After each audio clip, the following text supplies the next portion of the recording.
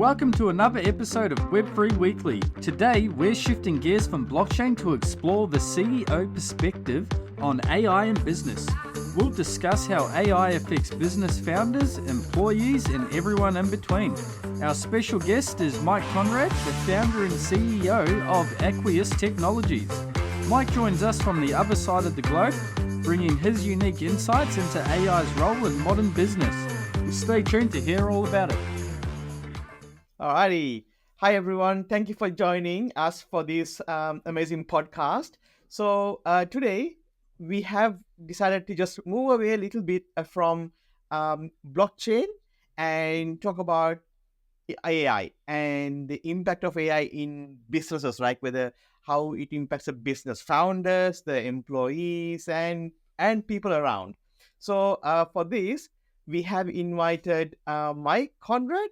And Mike's completely from the outside, the opposite side of the earth from us, right? Like really from down under for us, actually, right? So, Mike, let me pass you the mic so that you can explain or give introduction about who you are and what you're doing, and get a little bit of understanding of what you've been up to, and then let's get into the podcast.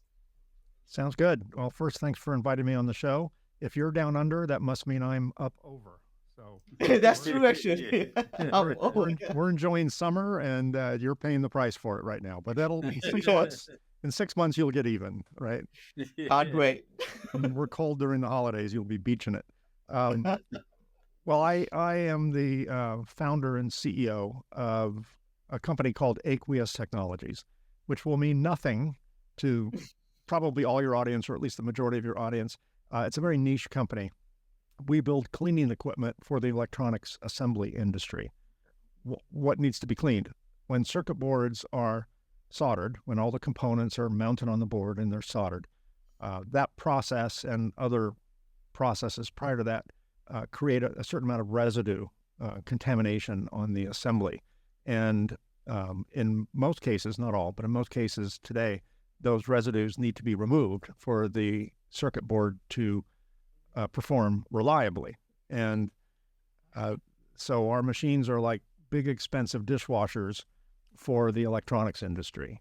That's cool. So it's a very niche market. Most people, one step outside of the electronics industry, have no idea that circuit boards need to be cleaned. And when I say we clean circuit boards, the first question I normally get asked is, do they get dirty? I'm like, no. Once you have them in your computers and in your everything, they don't need to be cleaned after that. But this is part of the actual manufacturing process. So we serve that part of the electronic assembly industry. So our industry at large creates all the tech that is surrounding you right now. You know, the phones you have silenced on your desk, the cameras, the switchers, the computers, the modems, the Wi-Fi stuff, everything you can think of that has a battery or plugs into the wall is built by the industry that we're in. Yeah. Oh, that's cool. Wow. Well, going into the AI side, Mike, I was listening to one of your videos,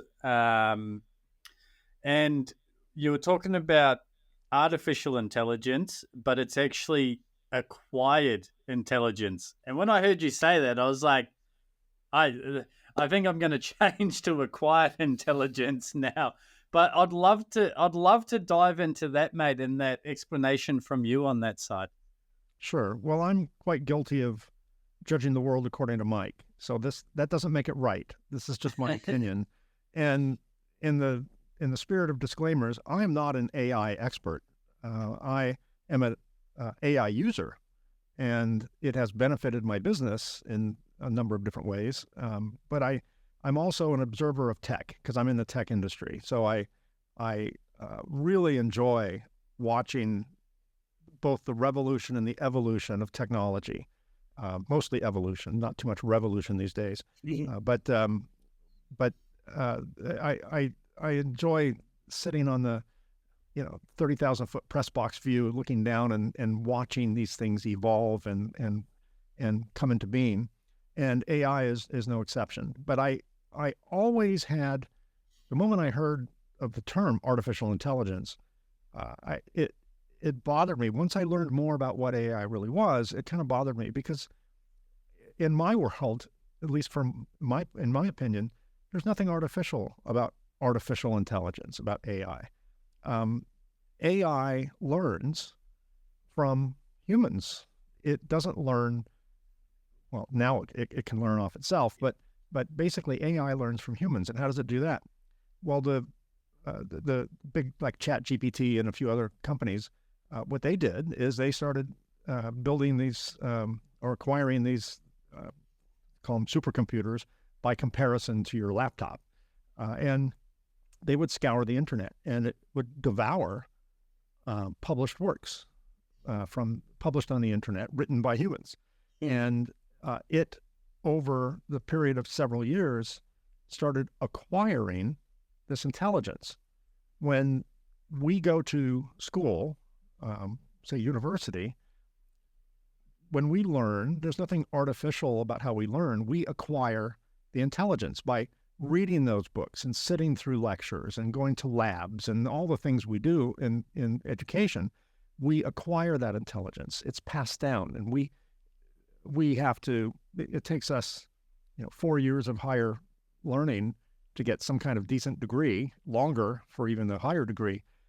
So we don't do it very quickly, but we acquire the intelligence. Computer technology has allowed the acquisition of that technology to move at the speed of light, the speed of electrons. And as a result, computers have been able to acquire, learn the intelligence originally from humans to generate this vast amount of knowledge. That's one part of AI. That's the acquisition part. That's why I call it acquired intelligence rather than artificial. And then the other marvelous implementation of technology for AI is the generative part of it. That's the G in GPT. And that allows the models, the algorithms, to take a little bit of this knowledge, a little bit of that knowledge, a little bit of that knowledge, contextualize it, make it make sense, and create new works based on that, just like humans do. If I read a English literature book in school, and then someone asked me to write a poem, I would not write what I had memorized. I would write based on what I learned. I would interpret it through my life experience and my lens, and I would generate a new work based upon what I've learned. And we do this every day, whether we go to school or not. We generate and adapt everything we've acquired intellectually, either through firsthand witnessing of it or hands-on or formal education, and we reinterpret it and express it in the particular context that we need to express it in. So there's no difference between how a computer learns and how a human learns, except for a huge difference in speed and retention. I've forgotten most of the things I've ever learned in my younger days. I've long forgotten. Things I use every day, I remember, and I generate more thought about it, and I can express it better. Some of the, calculus and algebraic formulas, they're long gone, but I have calculators for that, so I don't really care. So I think one of the reasons that AI is being greeted by many skeptically, critically, and through a fear-based lens is because of the term artificial. For those of you your audience who are old enough to remember 2001 Space Odyssey, there was a famous scene where the computer that was running the spaceship, its name was HAL. HAL was an acronym for something. And there's a famous scene in the movie where this person in the spaceship said, HAL, open the bay doors. And HAL said, I'm afraid I can't do that. And then he argued with the computer, and HAL had HAL basically reprogrammed itself to do something maniacal. And I think that put a lot of fear into people, just like Jaws made an entire generation afraid to swim in the ocean. The Space Odyssey, 2001 Space Odyssey by Stanley Kubrick, made a lot of people afraid of computers. And And then AI comes out and it storms onto the scene with virtually no notice. It seemed to have come out of nowhere. And from a layman's standpoint, it came out of nowhere. Obviously, it didn't come out of nowhere, but it appeared to. And it scared an entire population. Geeks like me, you guys, you see the benefit of it. But a lot of people who really don't understand it fear it. Yeah. I mean, like, look, it's at this point, it's AI. It's very, what do you call, very rudimentary technology. But I would say, like, just like the cavemen, right? Compared to today, like the cavemen were very rudimentary, I would say, but they were very, low level technology they use. I think same as what I see that AI is, and probably it's going to change once they come to the general AI, AGI, which is like, I don't know. I think they're saying like you can't see the difference between AGI and human, which it almost tells me like maybe, we're talking about the thought being creativity. I don't know how that's going to impact because, for example, like how does it know how to invent a digital camera over like a old whatever camera, because like, oh, we already had the solution. What would the AI know how to get to the next stage and tell us, okay, this is what the next thing is, and the more people relies on AI, guess what, we're going to lose that creativity. And what would that look like? It's going to be super interesting. So I think probably that the scary part would really happen, I would say, when at the AGI side of things, because when humans start stopping thinking about critical and like we always say, yes, like I think the society now, I think what get fed to us is almost like real. We don't know the videos are real anymore, whatever we see. And how can you critically analyze something saying this is true or not? Before it was a newspaper that relied on, and then we relied on TV and radio, and now we rely on social media to get our news. Well, even then, the main news outlets have taken stories on from time to time. Oh, they have, yeah. They've been made up stories. But nothing's really changed. It's just become more prevalent. Newspapers back in the when newspapers were the predominant source of news, were sometimes known to print false stories. Yeah, they can create news, right? Nothing AI about that. That was just bad humans. The internet was widely considered to be the destruction of mankind. There was some on the extreme ends that thought it's a tool of the devil, and okay, but it was also, I was an adult. I was in my 30s when the internet was announced, to the public, and I started my business before the internet, and so I kind of witnessed the birth of it, and I remember hearing all the fears. And yes, it has the capability of doing or broadcasting bad things, but so does a pen or a pencil. When controlled by someone who wants to write bad things, it just has a larger reach, a larger footprint. There's been so many technologies that were originally deemed to kind of be the end of the world, and one of them was electricity, or three of them, as an example, were electricities, elevators, and automobiles. They were met from a good part of society to be feared and boycotted and protested and regulated and ultimately adopted. And I think we can all agree that electricity, elevators, and automobiles have made human life markedly better. And yes, people kill people in automobiles. Yes, occasionally someone dies in an elevator, and yes, someone gets shocked and electrocuted by electricity. But the good far outweighs the bad.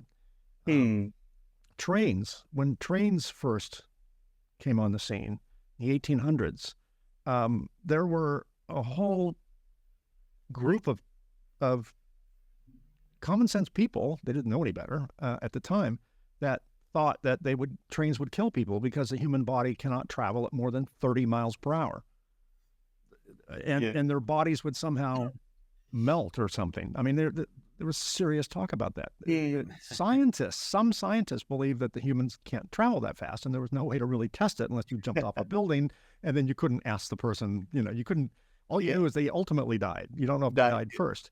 And radios, when as in your side of the world like to call it a wireless, when those came out, there were groups of citizens that wanted radios banned because it would steal attention from children, and they would become lazy and they wouldn't read.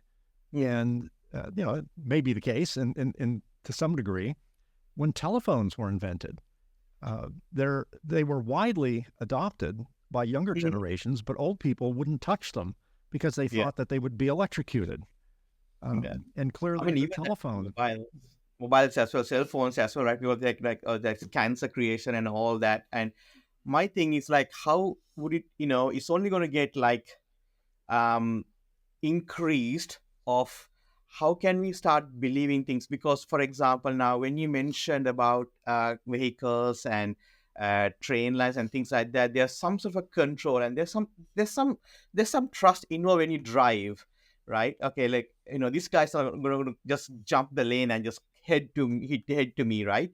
Head towards me. And I think, as the cars moving forward, they will, once they become electrical and they'll have AI on, you would not be able to like forcefully drive cars at at other people and things like that. But it will be a whole different ball game. But what I'm saying is like, so AGI is super powerful. We know the internet has its own controls, unless you have the dark web, and some countries have put control how to use internet, what they can download, what they can watch, and all those. So I feel like there'll be a lot more people will be looking at controlling this thing called AGI because it gives so much superpower to people.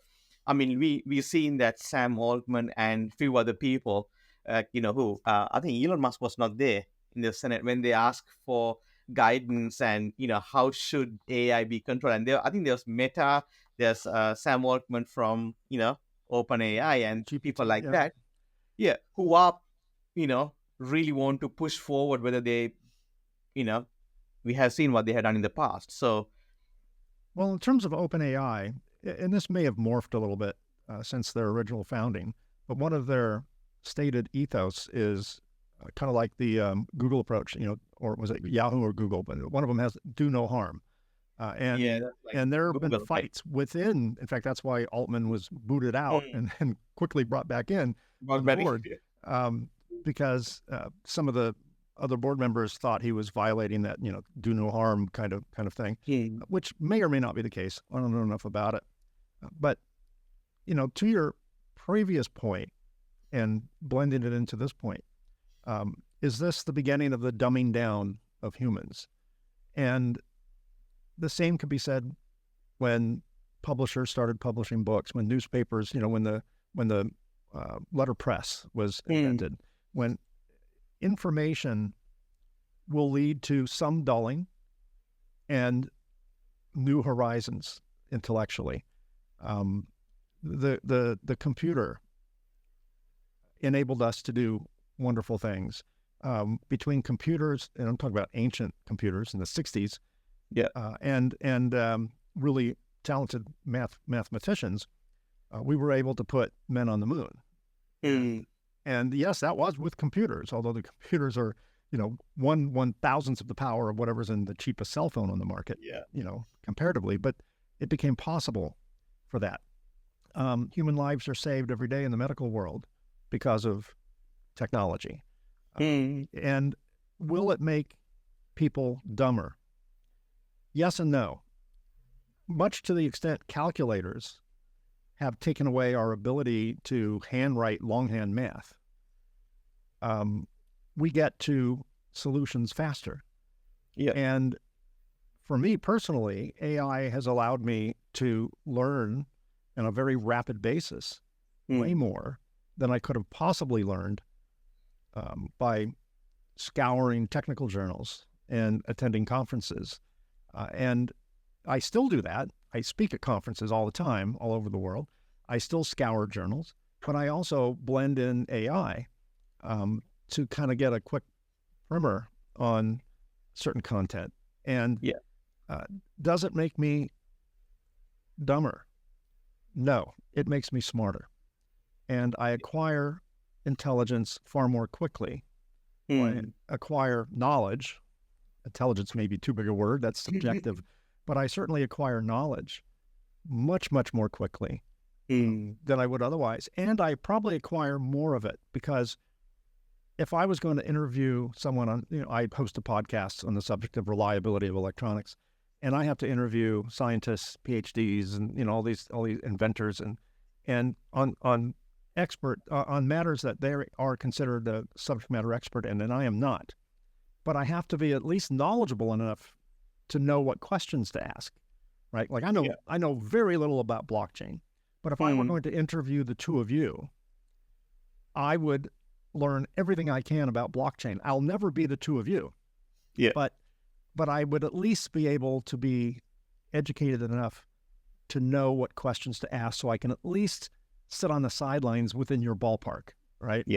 I wouldn't be too much of an outlier. And so I think when it's up to each individual, individuals are all, the word individual is individual for a reason. But I think that in my case, and probably most cases, that people who actively use some form of AI, it makes us more knowledgeable in the subject that we're seeking to be more knowledgeable in. I mean, maybe a little lazier too. That goes hand in hand. I can acquire intelligence or I can acquire knowledge far more easily with AI than I can spending with reading a book, 50 hours in research. Right. Are you looking to integrate your business systems with cutting-edge AI technology? Our expert team is here to help you use the power of AI to innovate, streamline, and enhance your current business operations. Contact us today at 1-800-870-200 or visit blockstars.com.au. And I know what you mean there, Mike. You can start with a very complex, something very complex, and be able to get the AI to really dumb that down into easy to explain. And that's what I say, if you're an expert at something and you've got a high knowledge base, you should be able to explain that to anyone in any terms. You should be able to break it down into a casual metaphor, for instance. And then those people, they sort of get it. They get it a lot more than they did before they met you, but it's still not the whole picture. But they get sort of maybe just that framework of what it is. But what I'd like to come back to, Mike, is you touched on the medical industry and, the acquired intelligence. I've seen in the medical industry where, they're using AI, and I'm just going to give the explanation of it and see what you think, mate, is like the AI, they've fed all this data into their own LLM, right? All this medical data.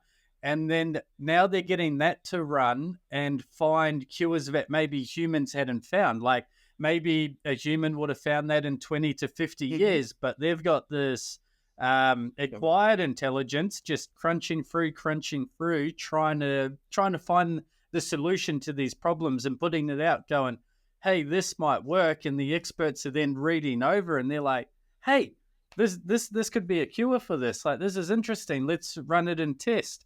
And I'd love to get your opinion on that side of it, Mike.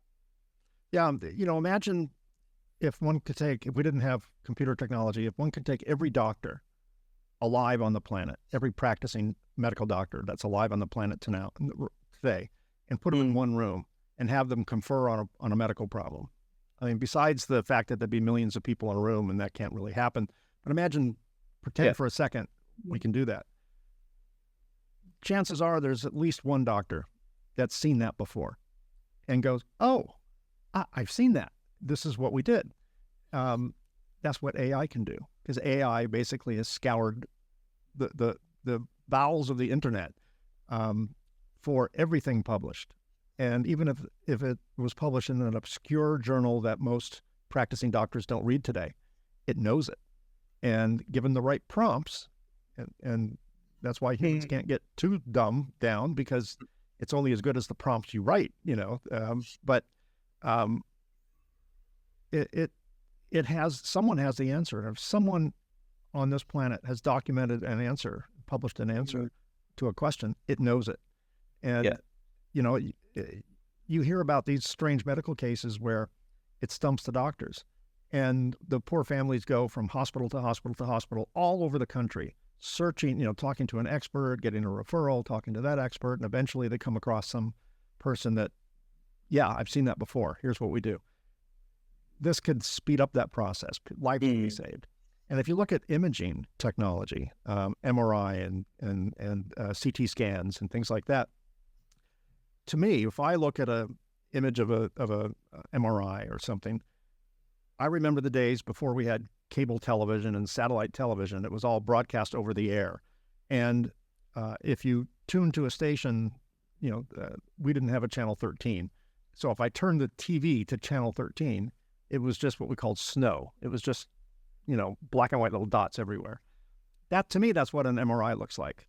And most medical doctors that send someone for an MRI cannot read them, because it takes a ton of training to be able to read and look through that seemingly just barrage of noise and see something. And that's why there are radiologists who are MDs who specialize in reading MRIs. Well, today, AI can be used with imaging, and it can see things that a typical doctor, even a radiologist, may not see. Yeah. And the thing about AI is it learns from itself. It gets smarter.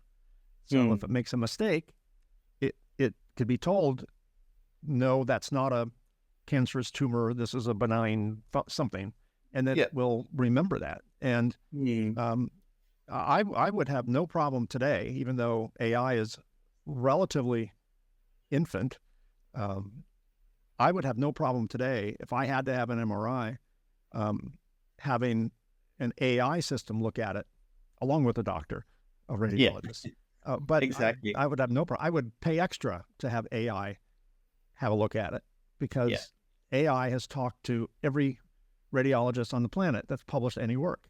And its knowledge is wider, it's vaster than any particular individual. So I think in the medical world, just from imaging, it makes a lot of sense. And then for diagnosis, when all the proper prompts are put in, when all the proper symptoms are put in, I'm not a doctor, so I haven't tried this, but I would imagine if you put in all the ways the patient is presenting themselves, and all the symptoms, all the whatever's going on, it would come up with a list of 10 or 20 or 100 or 1,000 or whatever potential diagnoses. And then it would probably get narrower and narrower as we provided it more and more data. And I think in that regard, it's a technology. Because there is I read an article maybe about, maybe, I don't know, 4 or 5 months ago, maybe, that a doctor did, they could not find the reason why this patient was having this issue. I think she'd gone to quite a few, didn't Quite she? a few of those. That's right. And they could not find a reason. And then the doctor, like, okay, we don't know what to do. Just got all the reports and just upload to ChatGPT. Like ChatGPT, like in the public domain, he uploaded it. And Chat said, okay, like, it could be this. And they did a test for that one. And that's what it was, Yeah. And so I think it has a wider consultancy. It has consulted with way more medical professionals than a typical doctor in practice would. So it's not that it's smarter, it has more experience, because it's gained all that experience from everything that was ever published on that subject. Access to knowledge. I think then that comes into, like, okay, what data models being used to train this AI brand, brand A versus brand B versus brand C, because now it's all about, okay, how much data was used to train this model. Now it was something like how do you know that? You know what I mean?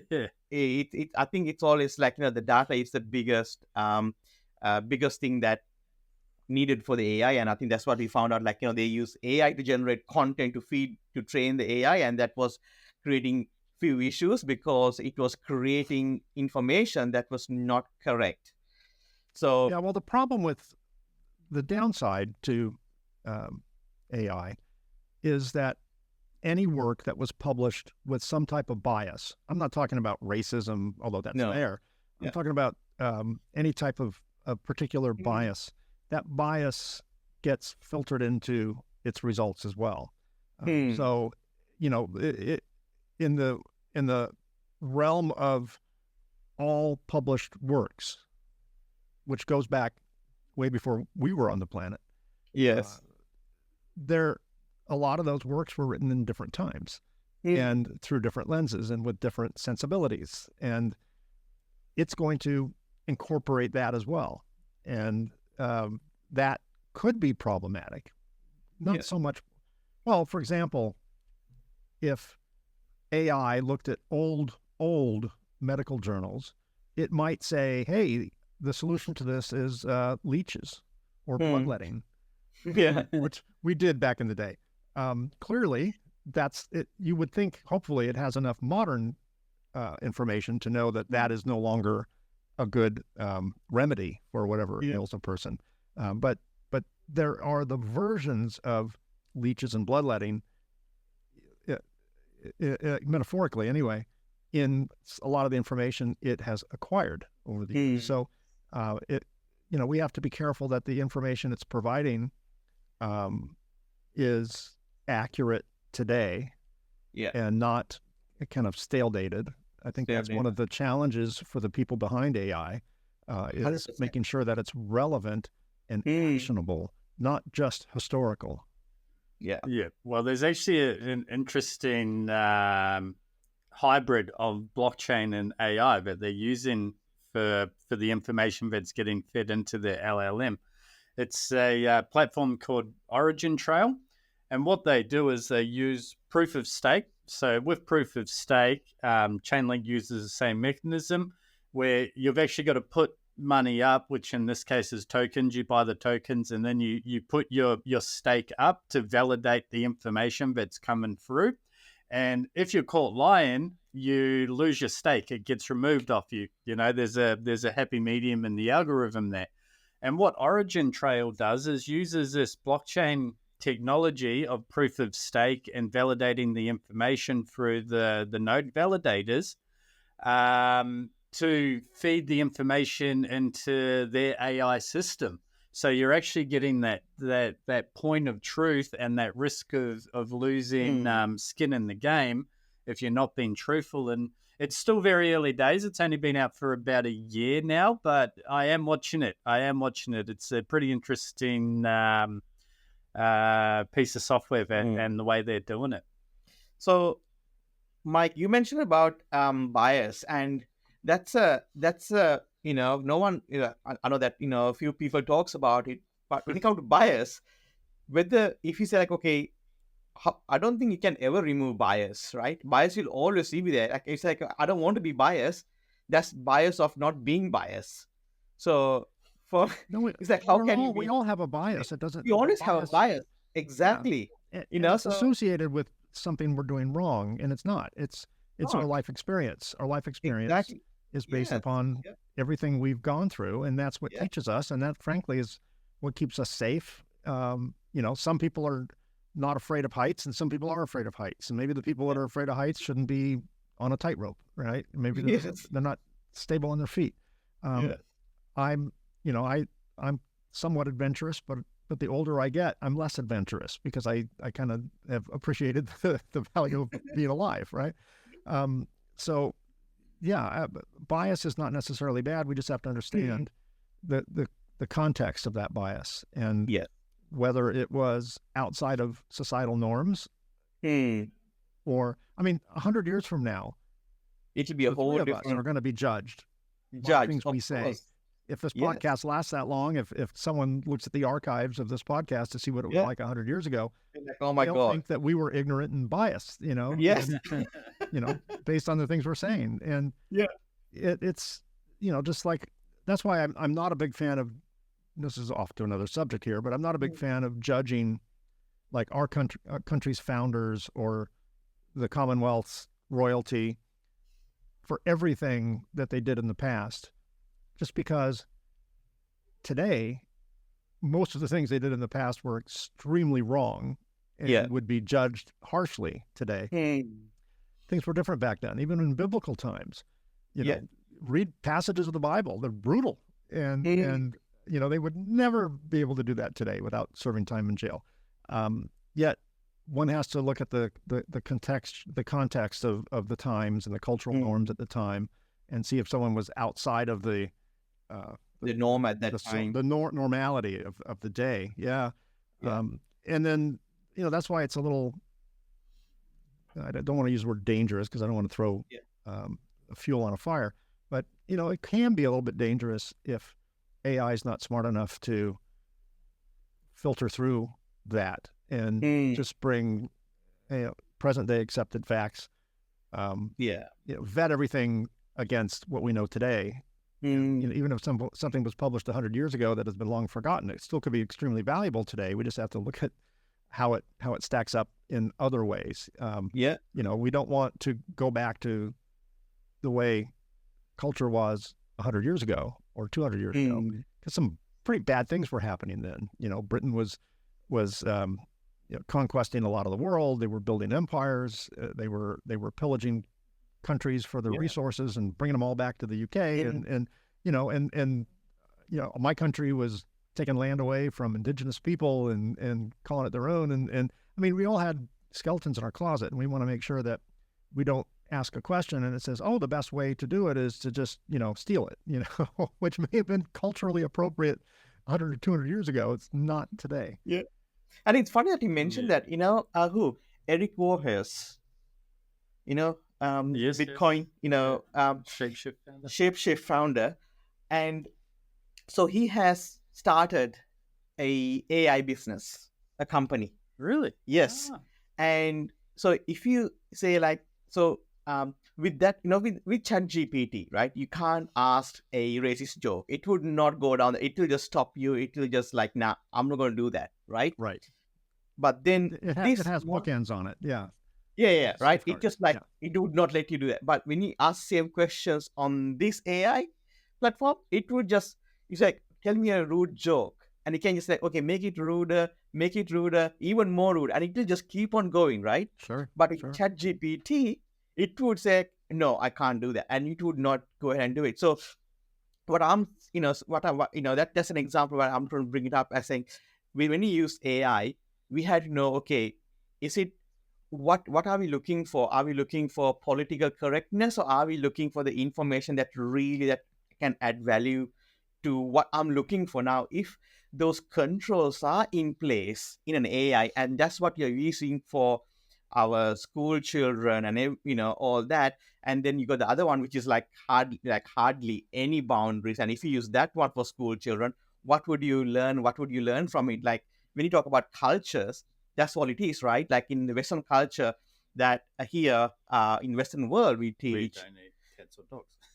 Cats or dogs, or even with sex education, right? Starts early, but in the Eastern Asian countries, that is a taboo. Very different. That is absolutely. But even though the oldest occupation started in those countries, still it's a taboo to talk about for the underage kids. So right. I think in a place that we got very culturally diverse, and how can we expect to use one AI that understand all cultures? I think that's going to be super difficult, and I think it's a superpower. I don't think it will go across cultures, but I think you have to work, like you said, I think you have to understand the nuances of, okay, what am I answering? Who am I answering to? So, when ChatGPT came, introduced, I had a feeling that, one day all of us will get our own AI version of the helper. And honestly, it would not be when you're born. I think it put it more like at when you're like age 5 or 6. So we have an AI bonzo buddy. Yeah, Go bonzo buddy. remember Yeah, Bonzo you know what I mean? buddy from the Like when you're 90s. growing up, you might say like, I want to AI. be a fireman. AI Teletubbies. Yeah, I can see that Yeah. now. Right? And then if I want to be a scientist, I want a rocket scientist or engineer, whatever that is, that AI buddy will make sure that that's what it teaches you, have the conversations with you, everything else, because oh, this is your passion. So how can I, really use that passion to get you to a certain place? And at that point, how can you make sure that the AI is what's, you're having with your kid is giving the right adolescence, as a growing. So the stakes are high. The stakes are very high. huge. Things And are same thing moving with at a right? speed faster than they ever did in our childhood. So that presents risk. And it presents unprecedented rewards. So with risk comes reward, and vice versa. So, when the internet first came on the scene, there were all these predictions that it would lead to debauchery and horrible things would be on the internet, and horrible things are on the internet. But there are guide rails on the public internet. There's always a dark web. There will always be an illicit side of information sharing. There always has been. Way before the internet, there were illicit books sold and magazines sold and pamphlets handed out. That's been going on since. I'm sure back in the caveman days, there were probably illicit cave carvings done, cave drawings done, back in the day, and they thought that was the end of the world, and clearly it wasn't. So, I think it's going to be up to, probably not us, it's going to be up to our children and our grandchildren and our grandchildren's grandchildren to keep the world safe. But as a purely high-level thought, information is information. It can be used negatively, but we can't stop the flow of information. And now, false information is not information. It's lies. But truth is truth, even if it's an inconvenient truth, even if it's an embarrassing truth. We don't want a world where, or I don't want a world where, if I look up the British occupation of other countries, all I hear is the countries benefited from it. Because probably they benefited in some way, and they paid a huge price in others. Same with slavery. Same with all these things that occurred in our past. I don't want a so-called whitewashed view of it. If it's hard to read and hard to comprehend and difficult and disturbing, I want it to be that way. I want my kids to see it that way. So, we can't stop the flow of information, and it's happening so quickly. If we look at when electricity first was harnessed, the power of electricity, and we started electrifying towns, cities, it took almost 100 years for the country to be fully electrified, right? And when the automatic transmission came out in, I think, 1951 was the first car with a fully automatic transmission. It took until 1981 for it to be a mainstream edition. And that's just in North America. In the UK, I know they're still driving manual transmission cars, right? But it took 30 years for it to at least become mainstream. When ChatGPT first came out, that was 2022, November of 2022. ChatGPT, we're all talking about ChatGPT because they're like the poster child of the AI companies. It's only 19 months old. Yeah. That's crazy. And, so things are just happening faster and faster and faster, which means we just have to be on it. But we can't stop it. Anyone that thinks they can stop it because they're afraid of it, their fears are partially valid and probably partially exaggerated. But the rewards, if we throw the baby out with the bathwater, which we can't physically do, we cannot stop this. This is coming. It's here. It's not going away. And if ChatGPT decides to shut down tomorrow, 100 other companies will pick up where they left off. Oh, of course. I think the cat is out of the bag now. You can't put that back in. You can't. The toothpaste is out of the tube. The cat's out of the bag. Yes, all those sayings. You cannot reverse progress. Try as we may slow it down a tad, but I don't think in this case we're even going to do that. Yeah. So let's harness it. Let's harness it for the good. Yeah, of course. So let's talk about AI in use in today's like businesses, right? Like very long time ago, when modems were at 9.6, 14.4, yes, all those beautiful days. Speeds that I can still hear the modem sound connecting in my ear. Oh, that's so good. Right. So in those days, when the public in WWW was public, and I was like, getting into it, I just like, oh my God, this is like so cool. And then when I was asked to do a website for a business, and then I just decided, I'm like, oh my God, in the next 2-3 years, every business on the planet will have a website. Yep. So I was like rushing to get there faster, and I didn't have enough time in the day, right? And the people are still like, no, we don't want it, right?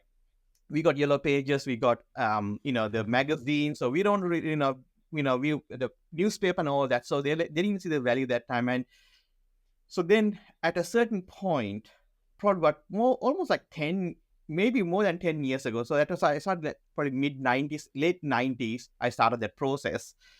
And then until really that .com time, so from 94, 95 to really that 2000, maybe 2004, 2005, around about that time, is when people are start using websites mainly in the businesses, and still there are still companies who are not using websites, even though we think it's like so rich now. So I just want to bring that back into AI. So there was a time that when we started AI, maybe about 5 years ago or something like that. So when we talk to businesses like, you can use AI to better your business process, and people did not know because people could not see it. And us IT people are not really good at explaining things and making it like really sound sexy and bring the value. We just talk about the technology. But ChatGPT did something amazing. It made AI super sexy and people could use it. It's like so intuitive. And people are saying like, we want AI, but we don't know how and why we need AI. Now it's a new buzzword, the new kid on the block. So Mike, from your experience, what have you come across businesses are using AI and businesses who are pushing away from AI? What is your sentiment around where we are at with businesses and AI? A couple things.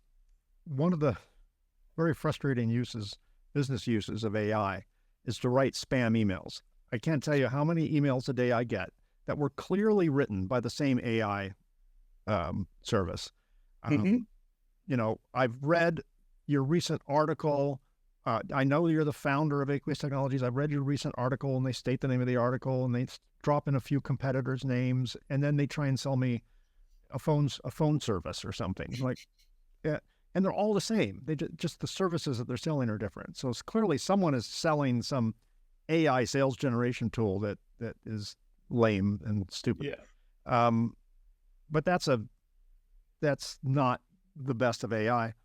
In my world, the electronic assembly world, manufacturing world, AI is huge in data acquisition. So in our world, and I think in other industries as well, we have this initiative called Industry 4.0. So imagine an assembly line for circuit boards. There's a number of different processes a circuit board goes through. So someone receives, first they're fabricated somewhere else, usually in China or somewhere. Then the bare board comes to our factories. And the first thing that happens is solder paste has to be applied to it. That's done using an automated stenciling process. And then a machine puts all the components down. Then it goes through a reflow oven. And then it has to be inspected optically, AOI, automated optical inspection. And then it goes through some other testing things and then maybe some rework things. And then eventually it gets put into the Game Boy and gets sent out to the 12-year-old. Every machine in that process now talks to every other machine in that process. And it will only send tell the next machine, hey, something's coming. Here's the barcode, here's the serial number, here's the profile, here's the way it has to be built or inspected or whatever the case may be. And we're collecting terabytes and terabytes. And what's the thing above a terabyte? Whatever those are. What is it? Petabytes. Well, no, there's gigabyte, there's terabyte, and then there's something even above that. Bazillion byte. I don't know what it's called. Yeah. Oh, yeah. I think the petabyte is thousands of terabytes. Yeah, it's amazing amounts of data points are now being collected. So we have this thing called big data.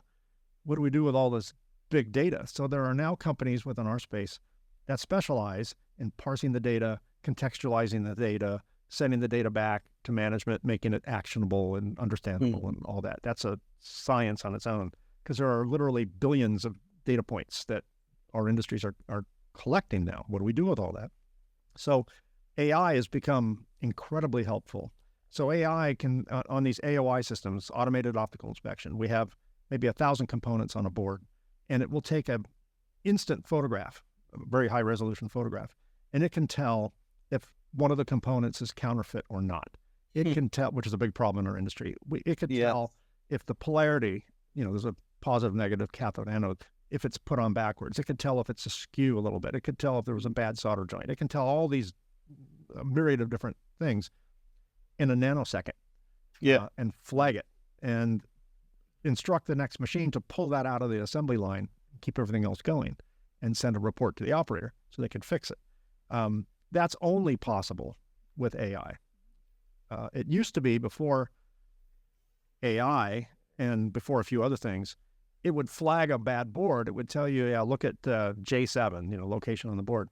And then an operator would have to put it under a scope and look or inspect the image and go, oh yeah, it's right, or no, it's okay, and then put it back or fix it. Now it's all done through AI and far more accurately, far more quickly. So that's a big part of our world. Personally, I'm a content creator. I create a lot of content for the electronic assembly space, very nerdy content. And as I said earlier, I have to interview subject matter experts way, way on a different planet than me. And so I use AI to educate myself. I do two things. I research technical papers in journals that they've published. I look at if there's any YouTube videos that they've done, if they've been on any other shows or podcasts or webinars. I view as much of that content as I can. But then to ask the technical questions, I tell AI, the prompts I give it is, I'm interviewing a subject matter expert on automated optical inspection. Give me 20 questions to ask an expert on that subject relative to this industry, and I might get more specific than that. And it will write me those questions. And they're all on-point topical questions. Now then I copy them and I paste them into a Word doc, and then I make it my own. I could, I don't like that question, and every once in a while the question's wrong. It's not appropriate for that. So I'm like, nope, it got it wrong there, and I delete it. And sometimes I'll go back and tell it, this answer is not correct. And then I'll get the little thing saying, oh, sorry for the mistake. It's very humble, and it'll correct it. And I almost make a point to tell it that in case it's listening and makes a note. If they have too many of those comments, maybe it won't do that again. I'm doing my part. But I use it regularly to educate myself and prep for interviews. I write a lot of technical articles, and I don't have it write my article, but I will have it draft an article, and I'll read it and go, oh, I like that framework. And then I will write an article after I read it. I will write an article in my words, using some of it, or none of it, never all of it, just because I don't agree with all of it. And it's just not my style. Someone would read it knowing me and go, that's not me. And AI does have a certain, call it an accent. In my world, I read a lot of technical articles, and I can tell the ones that were written by AI because there's a couple of key words it likes to use. It likes to use the word realm, in the realm of XYZ. Okay. Well, it must have got that from Shakespeare, because use that. That's not part of our vocabulary now, isn't it? Vocabulary right now. I mean, everyone knows what it means, and it is a English word. It's valid. It's just not the way most humans talk. So I might change it to in the world of this, or in this industry or something. And it likes to use the word delve into rather than dive into or whatever. So I can always, there's a few kind of tells and I try and, like, I don't want to be the guy that gets outed, by having, AI write all my stuff. It has to be from me. And I have to understand it.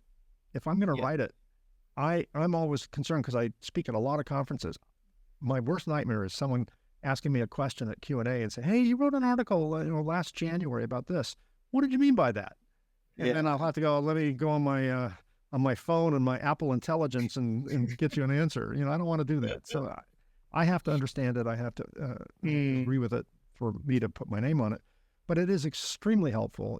It cut down my research time by to a fraction of what it used to be. So I'm able to create more content. I can make it more accurate. I can make it more relevant. And I do that with the help of AI. Yeah. Are you planning to launch a blockchain project? At Blockstars, we specialize in developing blockchain projects from your initial idea to the final product. To launch your successful blockchain project, drop us an email to hello@blockstars.com.au. I mean, like, look, it's funny that you mentioned, like, in your space. I read that, I don't know, maybe about early last year, when NVIDIA come out and said, the CEO said that, look, the chips are getting a lot more complicated now for humans to design. So what they're using AI now to design the chips now. And I think that was with the TSMC guys, so they, and then I think it's called some other, another company, not PSYOP, I think it's called something else. So those guys now, they're using really AI pushing to build. So, and then I thought, like, oh my God, now AI start building AI things. And, it's going to be like, we as humans, we will be obsolete. We will be, like a wisdom tooth, got nothing to do with it. We're just there. Well, it was exactly like an appendix and a wisdom tooth. Yeah, we can live with that. But when it comes to processors, semiconductors, some of the large I forget how many millimeters they're doing now, but the NVIDIA is a good example. There's more than 1 billion transistors. Billion with a B. I feel like Austin Powers, billions and billions. $1 billion. Or Carl Sagan. $1 billion, yes.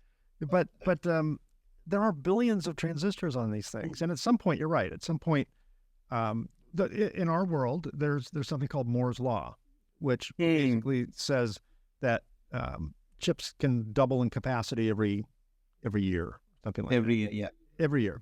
And, there's a Moore's Law. That's like Ohm's Law, right? It's supposed to be defendable and unchanging. It is arguably at its end.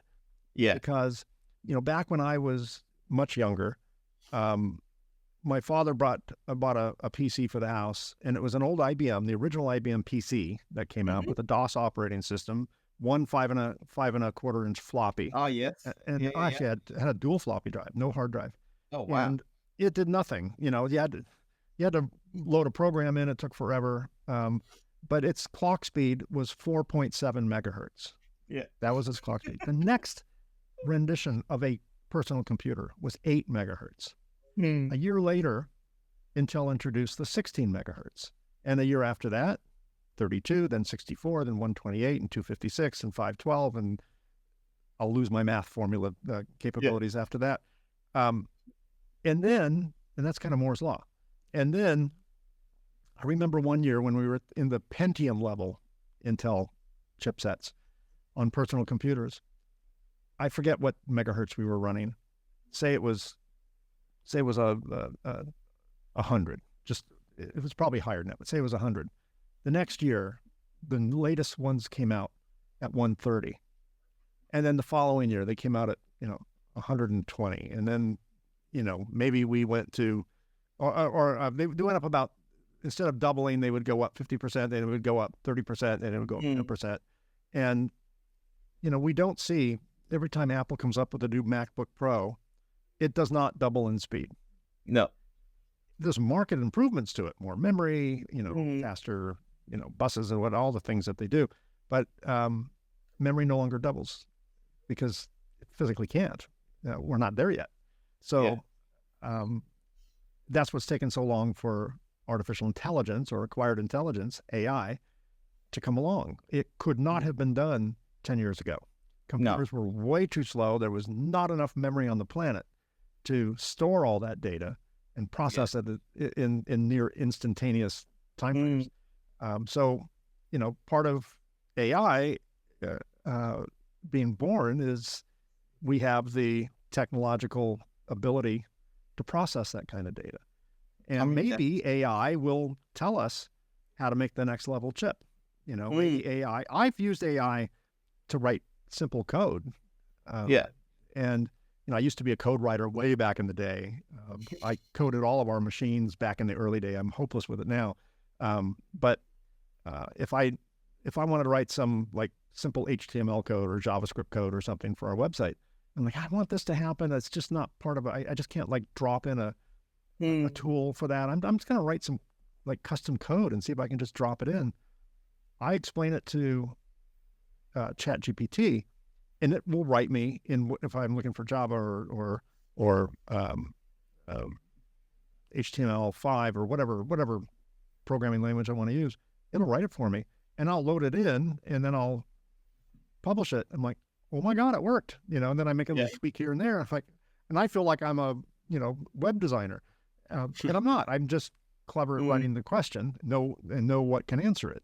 So it's helped me a great deal in my professional career, and I haven't used it for any like fun and games yet. I do think that one area that's totally lacking is the image generators. It is, I mean, it creates fantastic images that are completely wrong. It will have, I told it to once I was doing a PowerPoint presentation on the subject of EVs and the reliability of the charging stations, which is terrible right now. And I asked it to create me an image of a bunch of charging stations in the snow, to simulate a harsh environment, and some cars pulled up next to it with a sign on each one saying out of order. The cars that pulled up next to it had tailpipes on it. Okay, there's something wrong with this picture. And the word out of order, the word order was spelled wrong. I think there's a reason for it. Because I don't, there's something going on. It's getting better, but even not quite there. No, you can't generate text. Can't generate text out of images, right? But I would say the word order is spelled wrong. Design it this way. Oh, sorry. Let me do that right now. And it'll come back wrong again. Yes. So I finally just went, okay, just go to my photo library and I'll find something that I can license. But it is impressive.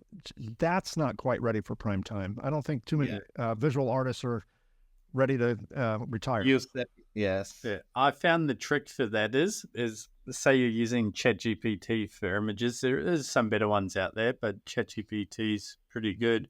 Is if it say you wanted a cat in front of a sunny window with a light curtain, for instance, and then it gives you a ginger cat and you wanted a black cat, for instance. Well, what you can do is you can say, give me the seed of this image.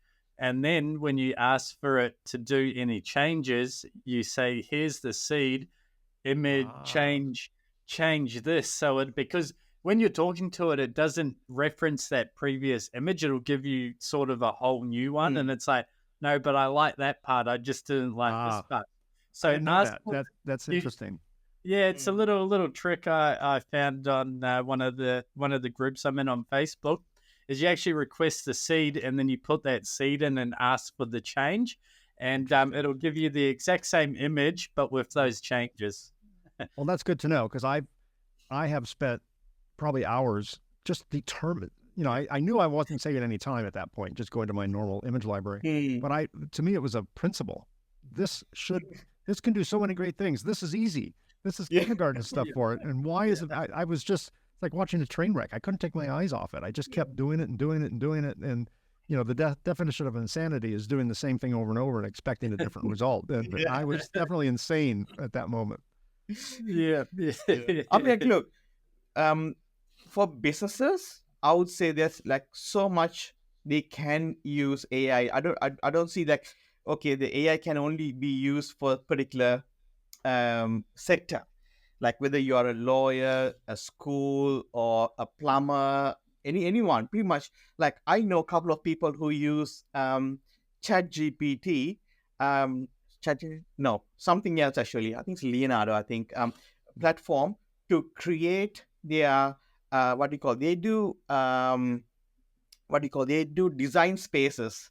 And for for house, for the lounge designs, or they go to shopping centers and design it. So what they do is they take all the rendered images and they upload, and they say, okay, like, no, use this one and to generate. So, and what they're saying is like, oh, you know what? We don't really go to the professional people anymore. We just do this one. So that if you need something like so specific that is like really maybe the 5% of our entire, annual, designs that we get, yes, we will go for someone like that. But now 95% of those jobs that we used to get a professional high-end, maybe architect slash a designer, interior designer who does it. Now these guys just do it themselves. And, the knowledge has become like a commodity that anyone can now use, just like a calculator. You don't need, who someone uses the abacus to add anything. Now you can just do it all yourself. Now, in a place like this, as business owners, if you are scared, it's more like scared rather than more can't be bothered. I think they're scared, or they don't even probably where to start from, unaware, right? And they think like, oh, if I just put my head under the sand, I think it'll be all go away. But we know it's not going to happen. So I think it's super important for any business founder, anyone actually in the business world, to try this out. And sometimes you just don't know where to start, where to end, and things like that. But there's plenty of articles, and I really think that people should get on it, use it, and speak to people who can help them. I'll tell you where you can gain a lot of confidence. What I started doing when I first started playing with it was to try and figure out, is this just a fad, or is this something early evolution? And I would ask it very detailed questions on subjects I was familiar with to test it. I didn't think it would teach me anything, but I'm like, what is it? How far down the rabbit hole can you go, right? And to your earlier point, like, can I get really deep down a rabbit hole on a very niche subject? And my industry is pretty rabbit hole oriented, very niche, not widely talked about outside of geek circles. And I asked it some pretty down the hole questions. Oh my God, it provided technically relevant answers and went down even deeper than I was expecting it to go. And some of the stuff it gave me, I'm like, is that right? And I had to then resource check that, I'm like, oh, it was right. So I don't think AI is certainly not a single industry tool.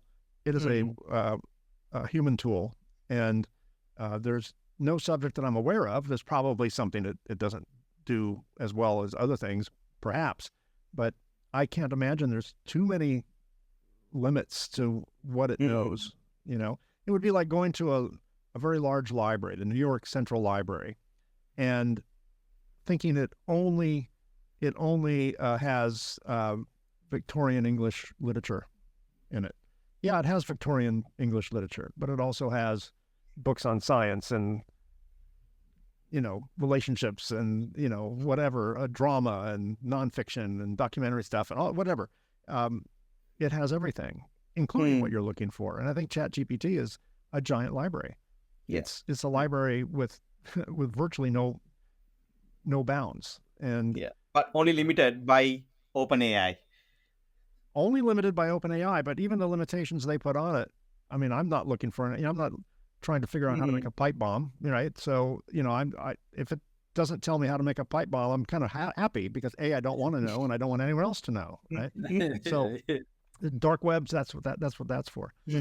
But No, I don't mind the limitations on it. I mean, eventually we'll get to the point like we are now with all these debates over YouTube and other social media platforms, whether or not censorship is good or bad. And, Elon Musk took one approach and other platforms took an opposite approach. And there are people that think the most conservative platforms are still too liberal and vice versa. So, the society will fight about that. We'll see. But I think for legitimate business use, for educational use, for research purposes, for creative purposes, I think for your world, for coding, all that stuff, AI is a very powerful, very useful tool. Yeah. I look If at it it could as just predict lottery numbers, that would be a game changer. I'm pretty sure that's not everyone. A lot of people have done already that one. No. then the million people will be splitting up the $1 million prize. Yeah. No, it'll put the lotteries out of business in one winning. Yeah, exactly. Oh yeah. But I like to look at AI is we're in this era of the Industrial Revolution. People were scared about machines taking their jobs. There was going to be factory lines. We increased a lot of output with the Industrial Revolution, which I think AI is going to do as well. But we're still going to need humans to oversee this stuff. Factory lines, you've always got humans overseeing, making sure things are running smoothly. It's not a mistake and piles up. And that's where we'll be, where we can do a lot more and have a lot more fun. I have a feeling as humans, I think we're going to just be like in that, what's that, Wall-E, I'm pretty sure it's going to be like that because no one will do anything. Because I think when you look at like how when you've got the robots, Neuralink, you don't need to do anything because just plug it in here. Yeah. Yeah. I think when Ford came out with the Model T and Daimler, invented the gasoline engine and all of that, society thought, oh, this is the end of, entire careers. People who sold horseshoes, for example, blacksmiths. What's going to happen to all the blacksmiths? Well, I don't know, but many of them probably became mechanics. And, it will cause a disruption in the job market. Absolutely. Any technology does. But we've been on a technological tear for decades.